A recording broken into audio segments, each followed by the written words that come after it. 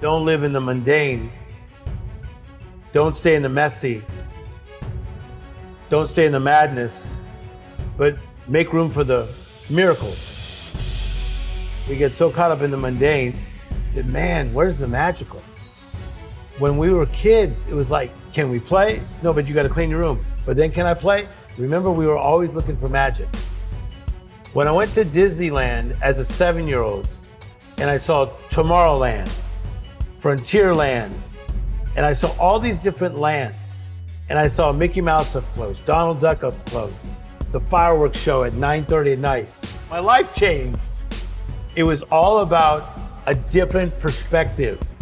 From Compton, California, and the things I saw there, going to Disneyland, it was literally only like 40 miles away. 40 miles away, I was about to have a life change. It's another vantage point. And we've heard it before. Mindset is mind to set. Your mindset is mind to set.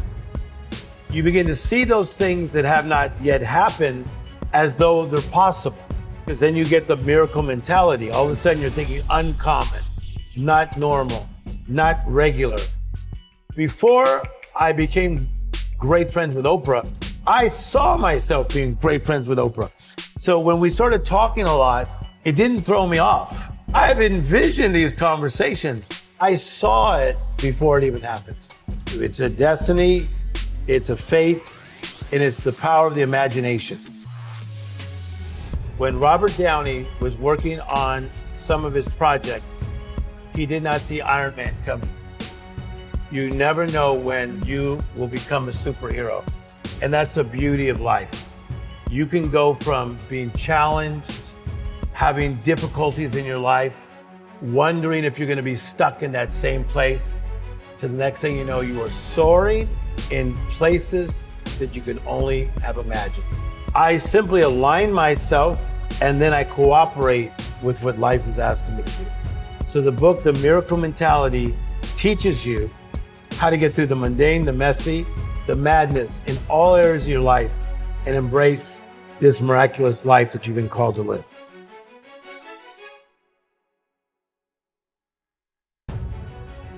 I don't see anybody as different. I just see them as human beings that need to turn a setback to a comeback. Part of problem solving is you have to listen first. And a lot of people don't listen. They're just looking to try to fix somebody or give an answer. So when somebody has a setback, what happens to them, most times they go very singular. They go really inward. So if they go through a divorce, they go very inward, or they lost their job, they go inward. Anxiety or depression, pandemic, they go very inward. But when you have a setback, the first thing you got to do is you got to become awake. You got to become conscious. You got to say, oh my gosh, we're in the middle of a pandemic and we may need to be locked down for a month.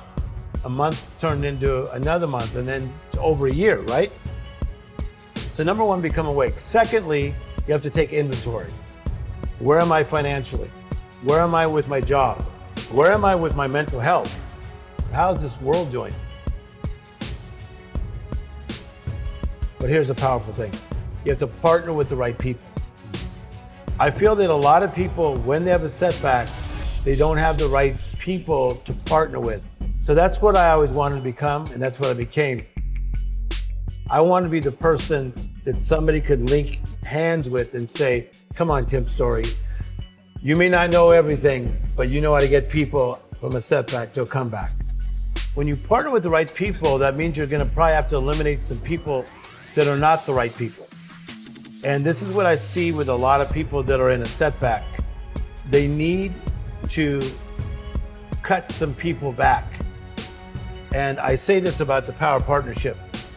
You have the acquaintance, which is the person of, we just know each other. Secondly, you have the partner that's more intimate. And then the third level is what I call the green room. The green room is that place that you go to that you are allowed to invite who you want in that green room. But they better be people of power, people of substance, people of a similar mindset and a mood set and motives that really strengthen you. Mindset to me is it's a perspective, it's a point of view, it's another vantage point. It's about in the midst of the mundane, the mess, and sometimes the madness that we can get back to magical living. I think you got to prosper where you're planted. Like if you are a freshman in college, prosper where you're planted. Don't always be looking at what I'm going to do when I'm going to graduate. Be in your freshman year. Be present in your sophomore year. Be present in your junior year. Present in your senior year. So as you prosper where you're planted, you're going to love this. And you build your spot. Life will put the spotlight on your spot. What I teach is that we all have what I call life interruptions. An interruption is a disturbance. You've had them, I've had them. It could be when somebody's young and they get ill, or in this case, my father passed. So it's a life interruption. And then when most people have that life interruption or setback, they don't know how to get out of it. And so that's one thing that I think created a calling in me, that I wanted to help more people that had life interruptions find a way up and out. I'm inspired by the little things in life. I have this saying that miracles are either coming or going at all times. My last book is called The Miracle Mentality. And to have a miracle mentality is to look for the extraordinary, look for the unusual, look for the uncommon. That inspires me. So I'm inspired by butterflies. I'm inspired by great conversations with Quincy Jones. I'm high on life. I really enjoy life. What a privilege to live. I'm living this life that is different, better, more magical. And every week of my life, I really go back to the innocence of my childhood. I go back to Motown music, the Jackson 5, Stevie Wonder, Smokey Robinson, because it clicks me back to little Timmy from Compton. Mindset is a different perspective. And that perspective, from what I understand, it doesn't just, change your vantage on the world, your perspective, but it can shift how you show up. You begin to see those things that have not yet happened as though they're possible. A lot of people, they just think about manifesting something, but in the law of the harvest, I teach you got to plow the ground, you got to plant the right seed, then you got to water the seed, which is repetition, and then you'll reap the harvest. And I feel that some people, they get really frustrated in the plowing, the planting, and the watering, but they don't realize that payday's on its way. Prosper where you're planted. Life will put the spotlight on your spot.